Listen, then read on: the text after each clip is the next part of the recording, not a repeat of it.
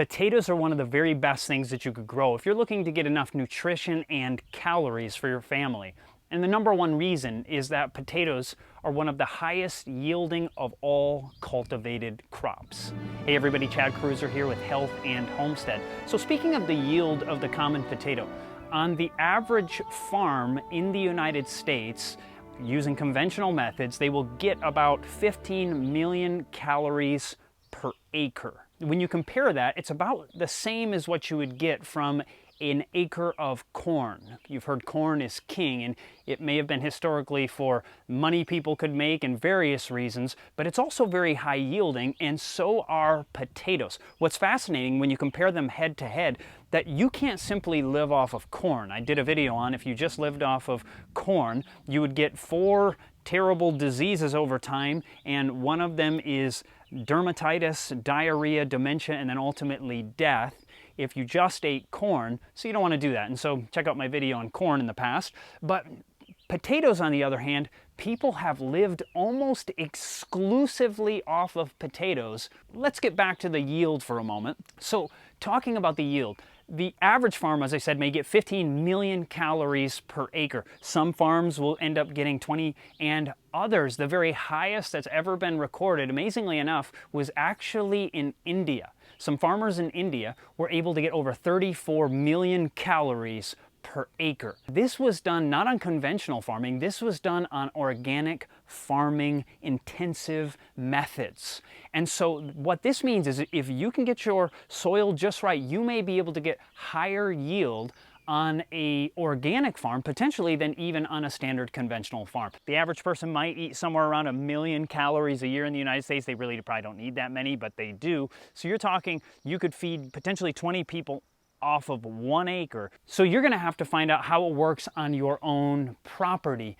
But I'm not suggesting that you only eat potatoes, by no means, but what happens when people eat just potatoes?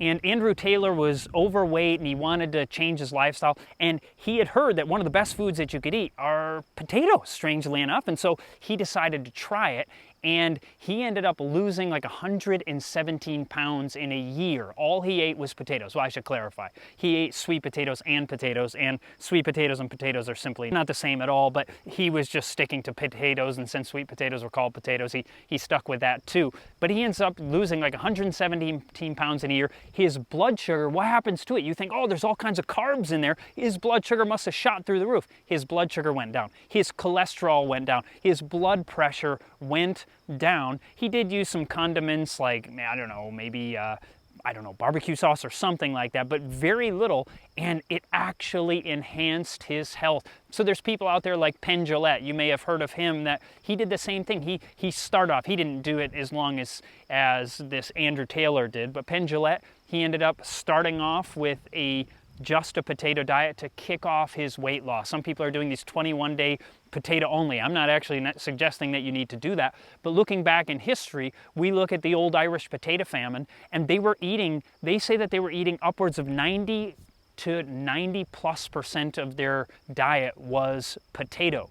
And that's why they ended up dying, like over 1 million people died when they had the potato blight. And because they were really only growing one particular kind of potato, the particular potato that they were growing, I think they were called lumpers, they didn't have the resistance to the blight, so when they were hit, it just killed like half of their crop. And since almost all their food was from potatoes, people just literally starved to death. And so obviously that's tragic. Now I'm growing 5 different varieties. Growing a variety of them can be great, because if perchance some kind of blight, some kind of disease, something happens and kills off one of your varieties, it won't make a difference. The other great thing about potatoes is, like for instance, if you're growing brassicas like broccoli, kale, these kind of things, and you're growing them next to each other, and you keep them till the next year, and you end up they're pollinating at the same time, they have flowers at the same time, they're going to cross-pollinate because they're in the same species, and whatever seeds you save are going to be corrupted, and you'll have some maybe Frankenstein food as a result. But potatoes, you don't have to worry about it because they're not pollinated by the wind. You're actually growing from the tuber itself, and so this won't be a problem. You can grow as many different varieties of potatoes as you want, and it's not going to make a difference. They're not going to cross-pollinate. You can grow them right next to each other. It really won't make a difference. So potatoes are helpful on so many different levels, but one of the other great things about potatoes is that they store really, really well. You can put them in a cold storage area of your house, like in a basement or in a root cellar. I happen to have a root cellar, but some of them I didn't even get out of the ground last year, and I live in zone 5, so it gets pretty cold, except for it just didn't get that cold last year. It was just a warmer winter. But I left some of them in the ground, wondered would they be totally dead, and you know what? I came back in the spring and they looked fantastic. Actually, they looked good right now. I was just digging some up and I replanted some of them. So that may be, depending if you're in an area that's too cold, it might kill them off in the ground. But it made me think, hey, if it's normally like this, if they actually, the Yukon Gold specifically that I was using, I could maybe just leave some in the ground and pull those up the next spring if you're too busy in the fall and replant those in another area, because you don't want to plant in the same place over and over year after year. You'll end up getting more bug pressure or other disease problems if you're planting in the same spot over and over. But once again, they store well in the house all year, so you can keep them until the next year. They don't take a lot of preparation in the winter. You just literally get them out of the ground, clean them up a bit, and put them down in the root cellar or put them down in the basement, and they can last months on end. So this is just really fantastic. But you might be one of the people who say, yeah, but aren't they high glycemic? Maybe they spike my blood sugar. Well, they can actually do that when they're standardly cooked or boiled or baked, but it turns out research has actually shown that if you bake it, let it cool down, and heat it again, it actually significantly lowers the glycemic index, meaning your blood sugar doesn't spike as much. So if you're one of those people who need that, you can just cook it twice and that'll help you out. Being that potatoes can grow in such cool regions of the world, I mean, they can grow way up north, even in regions that can't even handle wheat, you can grow potatoes, and they can grow way up in Alaska, you know, northern Russia, these kind of places. They can become a real staple for people who live up in the mountains. This is a fantastic food to grow. In general, you'll probably want to plant them somewhere a couple weeks before your last frost. So even when you're expecting to have some more frost, you can be planting them, because remember, you're covering them up in the ground and they're going to slowly be growing up out of the earth, and it's not going to hurt them to have a bit of frost here and there. And then they're going to be, as they start growing up out of the soil, remember that you're going to be piling it up. It's called hilling it up around them, and you're literally going to get a hill of soil around them, and the plant will continue to grow up, and you might want to leave a little of it outside of the hill, maybe an inch or two above where you're hilling up, and you can do that for a while until you get, I don't know, maybe a foot above the ground. Some might even go a little bit more than that, but that will help those tubers to be growing there under the earth. Somebody might be afraid that, oh, you can't eat potatoes, they're full of starch, and starch makes you fat.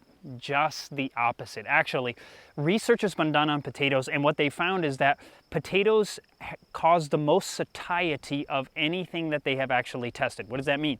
That means the most filling food there is potatoes. Now you might think, what? I could eat French fries all day. We're not talking about French fries. Yes, French fries are made out of potatoes, but they're not potatoes. They're deep fried food. But when you're actually eating a boiled potato or baked potato, they're so crazy filling. There's nothing as filling as a potato. That's what research has actually shown. Potatoes have less than 350 calories per pound. The reason why people think potatoes are fattening, because they think of things like French fries, they think of things like potato chips, and are those things fattening? Yeah, ridiculously so. Do you know how many calories there are in a pound of potato chips? 2,400. And yet there's less than 350 in a pound of potatoes. So they are a great weight loss food, yet you can get a ton of calories per acre out of them. So these are just one of the best things that you could possibly grow.